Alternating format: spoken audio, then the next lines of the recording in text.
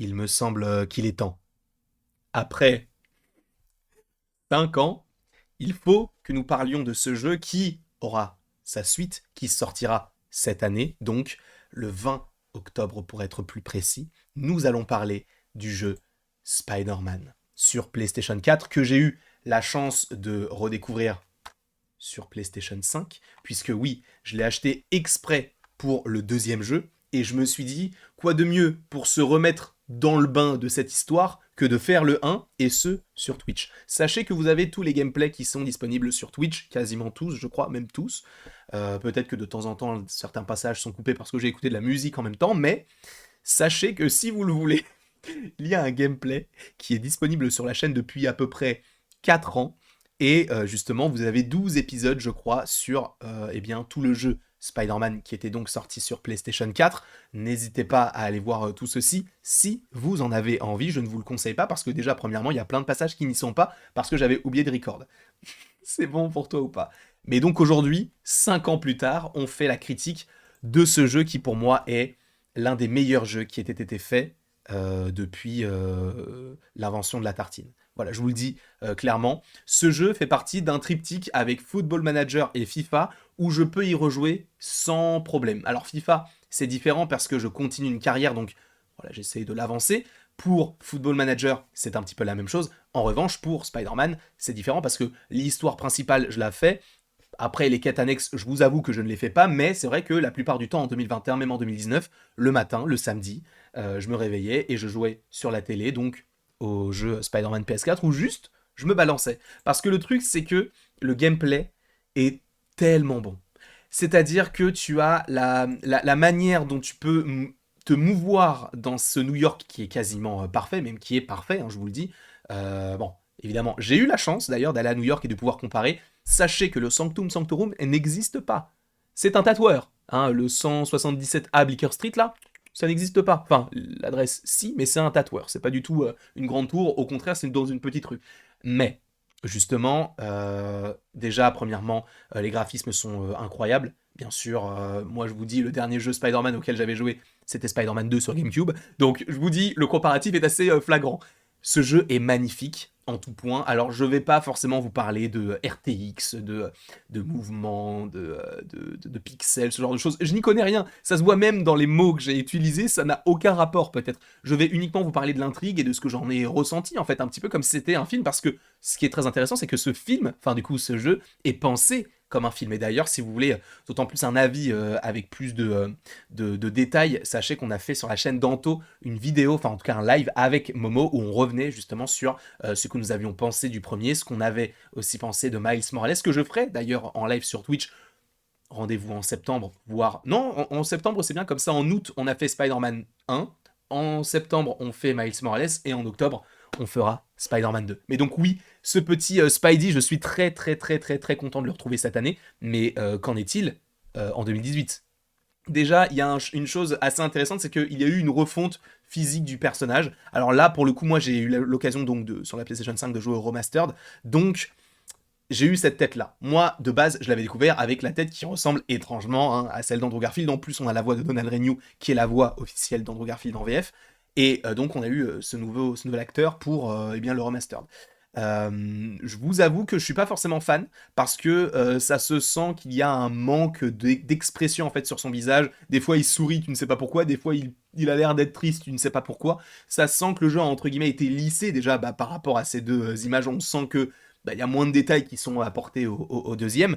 Donc moi, je pars plus du principe que mon Spider-Man, c'est celui de la première image. Après, donc dans Spider-Man 2, bien sûr, on retrouvera l'acteur qui a prêté sa tête pour celui-ci, mais ça sera beaucoup plus logique par rapport à l'histoire, les traits, les mouvements les mouvements faciaux, entre guillemets, je crois. Bon, un des mouvements faciaux pourra être un des mouvements... Bref, t'as compris. Les mouvements faciaux, on va dire ça comme ça, même si ce n'est possiblement pas français, mais seront, en tout cas je l'espère, plus réalistes sur la tête de ce personnage-là.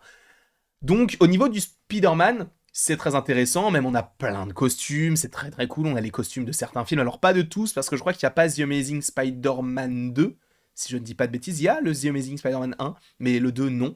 Donc on espère que, de toute façon, il devait aussi garder un petit peu de choses de côté, notamment pour le deuxième film, parce qu'il va falloir créer d'autres costumes, même si la plupart des costumes qu'on nous a montrés officiellement ne sont pas forcément des costumes que je mettrais particulièrement, sauf évidemment le costume Venom, mais en tout cas, pour ce premier jeu, la plupart des costumes sont très très très stylés, avec chacun leur particularité. Moi, encore une fois, au niveau du gameplay, par rapport à ce personnage-là, ce qui était intéressant, c'était d'avoir la molette qui te permettait d'avoir différents types de toiles.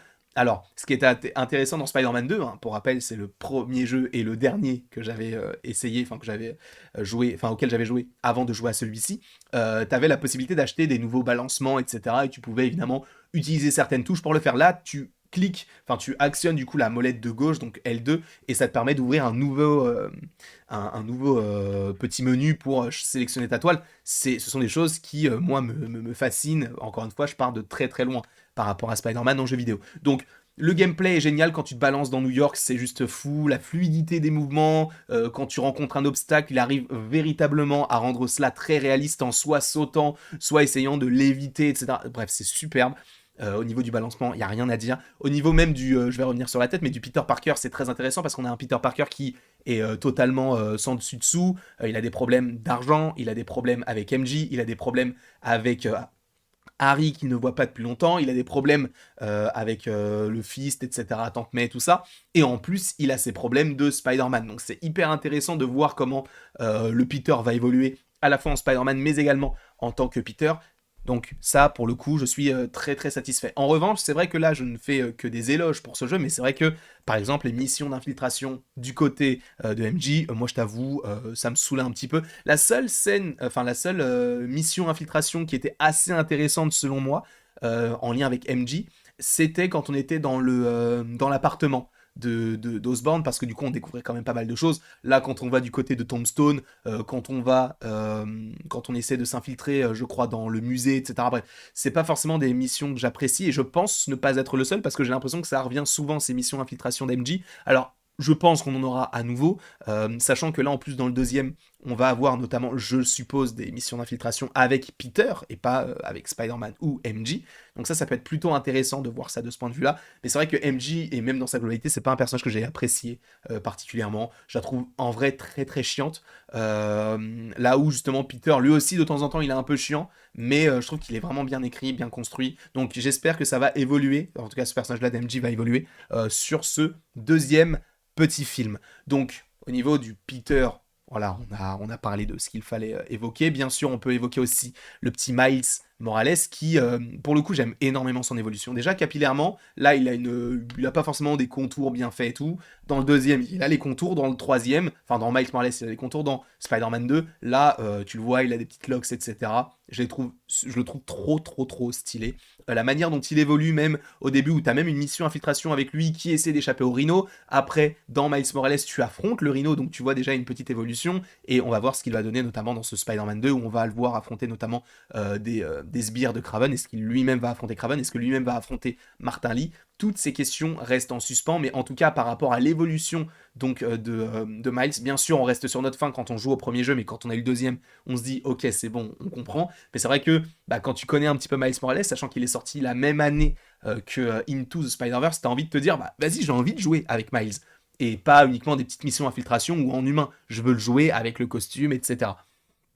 Et du coup, ils nous ont satisfait, je crois que c'était 2 ou 3 ans après, et c'était une très belle surprise parce que personne ne s'y attendait. Bien sûr, quand je vous ai parlé du coup de l'histoire de Miles avec du coup, il y a bien sûr ce côté papa qui meurt, etc.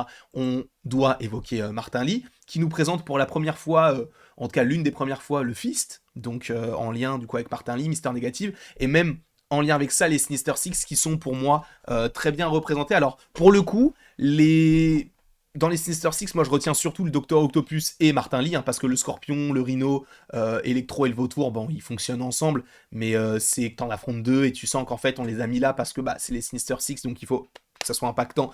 Mais au-delà de ça, ça reste des méchants un peu secondaires, même si le Rhino, bon, il est quand même en lien avec une grosse intrigue de Miles Morales. J'espère qu'on les reverra, qu'on pourra en réaffronter un ou deux dans le jeu de base, donc dans Spider-Man 2. Mais en tout cas, je trouve que la dynamique fonctionnait bien, et j'ai vraiment beaucoup apprécié le Docteur Octopus, qui pour moi a une intelligence dans sa manière de construire ses plans et même ses bras, tu vois, l'évolution au début, et tu comprends aussi ce côté dégénérescence et pourquoi il essaie de faire cela. C'est un autre aspect du Docteur Octopus, avec un aspect beaucoup plus paternel, entre guillemets. Alors, il y avait un petit peu de cela dans Spider-Man 2, mais c'était très léger dans le sens où ils ne se connaissaient quasiment pas. Là, on sent qu'ils travaillent ensemble depuis supposément des mois, des années. Donc, la chute est d'autant plus grande pour le personnage de Peter. Donc, rien que pour ça, moi, je trouve que ce qu'ils ont fait avec le Docteur Octopus, c'est tout simplement génial. Et je veux voir ce genre de choses en film. Parce que ça n'a jamais été fait, malheureusement, ou en tout cas trop peu exploité. Alors, Spider-Man 2 est une pépite, hein, mais concernant le Docteur Octopus, c'est une autre version où ils se connaissent pas forcément. C'est vrai que la relation Peter-Docteur Octopus, sans pour autant avoir les bras derrière lui avant, donc en étant Otto Octavius, je trouve que c'est hyper malin l'avoir fait de cette manière-là. Donc oui, je vais pas forcément passer très rapidement sur... Enfin, je vais passer très rapidement sur ce genre de perso, parce que on en a déjà parlé. Vous avez aussi les différents gameplays sur YouTube et sur Twitch. Et en plus de ça, bien sûr, il y a le côté où May finit par mourir. C'est une scène qui est très impactante, encore une fois, où tu te dis, bah, dans Into the Spider-Verse, on tue Peter. Dans la plupart des films Spider-Man, on tue l'oncle Ben. Là, cette fois-ci, on tue May. Et je pense que ça a aussi ouvert la voie à ce qui se passe dans No Way Home. Mais en tout cas, j'étais très satisfait de voir en fait déjà le positionnement de May avec le fist, etc. De voir qu'elle savait que c'était Peter Parker. Elle n'avait pas besoin de le découvrir. Elle avait compris que Peter, c'était Spider-Man. Donc je trouvais que c'était assez intéressant de voir ça de ce point de vue. Donc pour moi, May, c'est un bon perso. Après, elle est morte et du coup, ça va peut-être faire évoluer le personnage de Peter encore plus dans le deuxième. On va voir tout ça, bien sûr, en octobre. Quoi qu'il en soit, si je devais donner une note à ce jeu, je donnerais la note de 19, hein, je suis désolé. Pour moi, le seul défaut, c'est vraiment le côté MJ avec les infiltrations, et même Miles de temps en temps. Enfin, Miles, c'était plus intéressant parce qu'il y avait du Rhino, etc. Là, sur MJ, en plus, il y avait 4 missions. Il y avait la mission quand on est dans la gare, la mission quand on est dans le musée, celle où on est chez Tombstone, et celle où on est chez Osborn. Ça faisait un peu beaucoup.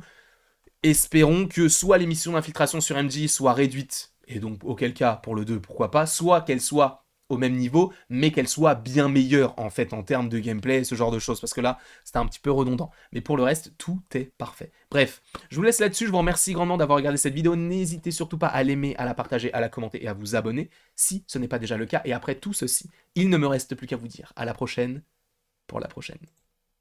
Et bien sûr, n'hésite pas dans les commentaires à me dire eh bien, ta note et est-ce que tu attends énormément ce deuxième jeu, parce que moi, oui, et sachez qu'il y aura des critiques, des théories et bien évidemment un gameplay sur Twitch qu'on peut aussi reglisser sur YouTube à un moment donné de manière montée. Bref, la bise.